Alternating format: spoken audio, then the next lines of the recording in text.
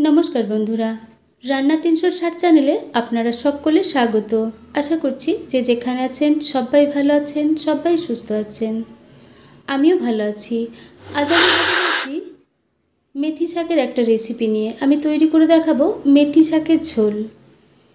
तो बंधुरा आमि जेभाবে रान्ना करी सेई रेसिपिटा शेयर करछि और सेई संगे शेयर करब मेथी शाक किभाবে रान्ना करले मेथी शाक कटा बा तेतो लागे ना।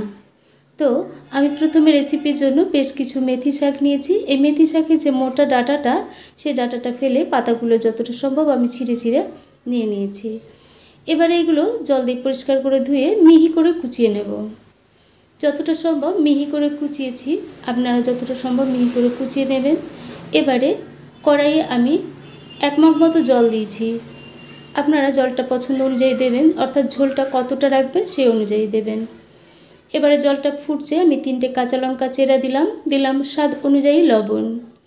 এবারে কুচিয়ে রাখা শাকগুলো আমি এর মধ্যে ঢেলে দেব। ঝাল এবং লবণটা অবশ্যই আপনাদের পছন্দ অনুযায়ী দেবেন। আর আমি এই রেসিপিতে কিন্তু কোনো হলুদ ব্যবহার করছি না, কারণ রেসিপিটা পুরো সবুজ রান্না হবে। ভাতে যখন মাখবেন তখন ভাতটা পুরো সবুজ হবে, খেতেও ভালো লাগবে, দেখতেও বেশ ভালো লাগবে। এখন সেদ্ধ হওয়ার জন্য ঢাকা দিলাম। এবারে এই রেসিপিটা আমি চুনো মাছ দিয়ে রান্না করব। আমি এখানে বেশ কিছু মাছ গতকাল আমি কেটে ফ্রিজে রেখেছিলাম। এখন জল দিয়ে একবার ধুয়ে নেব, ধুয়ে লবণ হলুদ মাখিয়ে নেব। দিয়ে দিচ্ছি স্বাদ অনুযায়ী লবণ আর পরিমাণ মতো হলুদ। এবারে মেখে নেব ভেজে নেওয়ার জন্য। তো আমি এখানে চুনো মাছ ব্যবহার করেছি বন্ধুরা। আপনারা যদি চান তাহলে এখানে চিংড়ি মাছও দিতে পারেন, তবে এই ধরনের মৌরলা মাছ, পুঁটি মাছ, ডারকে মাছ দিয়ে রেসিপিটা খেতে বেশি ভালো লাগে। এখন মেখে নিলাম। মেখে নিয়ে আমি এখন ঢাকনাটা খুলে নিলাম। দেখুন শাকগুলো খুব তাড়াতাড়ি সেদ্ধ হয়েছে, যেহেতু টাটকা এবং বেশ কচি শাক। তো এখন আমি ফোড়ন দেওয়ার জন্য কড়াই থেকে ঢেলে নিলাম শাকগুলো। এবারে মাছগুলো প্রথমে ভাজবো, তার জন্য পরিমাণ মতো সরষের তেল দিলাম। সরষের তেলটা একটু গরম হয়েছে, এবারে যতটা মাছ ছিল ঠিক তার অর্ধেক আমি দিয়ে ছড়িয়ে দিলাম। এই সঙ্গে আমি আপনাদের দেখিয়ে দিচ্ছি কিভাবে চুনো মাছগুলো উল্টাবেন, অর্থাৎ চুনো মাছ একটা একটা করে উল্টাতে গেলে বেশ অসুবিধা হয়।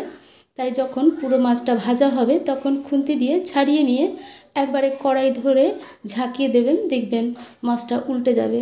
অপর পাশটা যখন ভাজা হবে তখন নামিয়ে নেবেন। ঠিক একইভাবে বাকি মাছগুলো আমি ভেজে উল্টে নিয়েছি।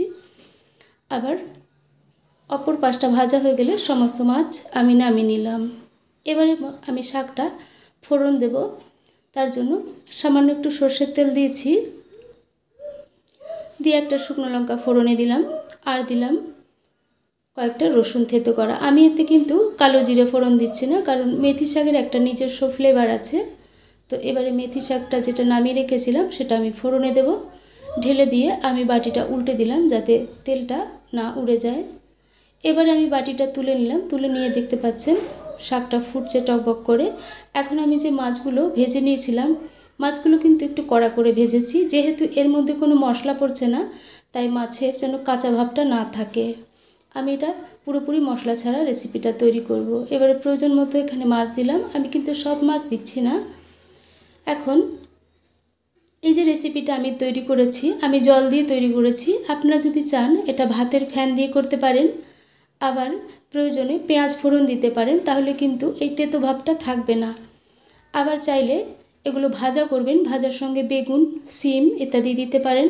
নামানোর সময় একটু চিনি দিতে পারেন, তাহলে তেতো ভাব থাকবে না। আর এছাড়াও আপনারা একটু আতপ চাল বাটা দিয়েও নামিয়ে নিতে পারেন, তাহলেও তেতো ভাব থাকবে না। এখন আমার রেসিপিটা তৈরি করা হয়ে গেছে, আমি নেড়ে চেড়ে নামিয়ে নেব।